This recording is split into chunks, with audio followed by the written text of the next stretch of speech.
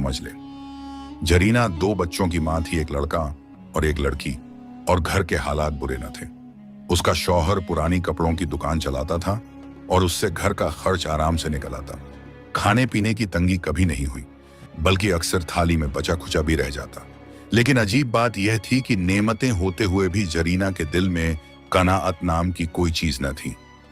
वो हमेशा दूसरों की बरकत देखकर तिलमिला उठती। अगर पड़ोसन के घर से दाल की खुशबू आती तो उसके दिल में चिंगारी भड़कती। अगर गली में किसी के बच्चे नए कपड़े पहनकर खेलते तो जरीना की आंखों में जलन उतर आती। मोहल्ले की औरतों में वो अपने आप को नेकी की मिसाल दिखाती। जब किसी महफिल में बैठती तो बड़ी मिठास से कहती, भाई जो कुछ है अल्लाह का दिया है, हमें उसी पर सब्र करना चाहिए। नेकी बांटने से दौलत में इजाफा होता है। लोग उसके बोलों पर कभी कभार यकीन भी कर लेते, मगर जिनके घरों के दरवाजे उसके पड़ोस में खुलते थे वो अच्छे से जानते थे कि यह औरत दिखावे की नकाब पहनती है। हकीकत में वो कभी किसी की मदद नहीं करती।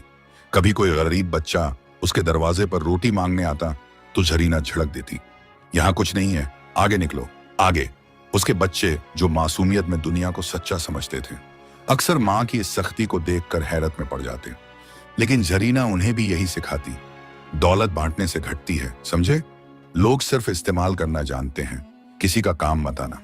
गली मोहल्ले में उसका चेहरा तो मुस्कुराता था, लेकिन दिल की गहराई में हसद और लालच की काली लकीरें थीं।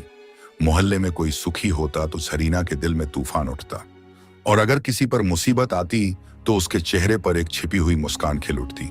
यही जरीना इस कहानी की असली किरदार है, चालाक, लालची, हर से नेकी की नखाब में लिपटी हुई।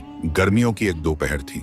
मोहल्ले की गलियों में धूप ऐसे उतर रही थी जैसे आग के शोले बरस रहे हों। लोग अपने अपने घरों में दुबके पेरी तक बैठे थे। दरवाजों पर मोटे पर्दे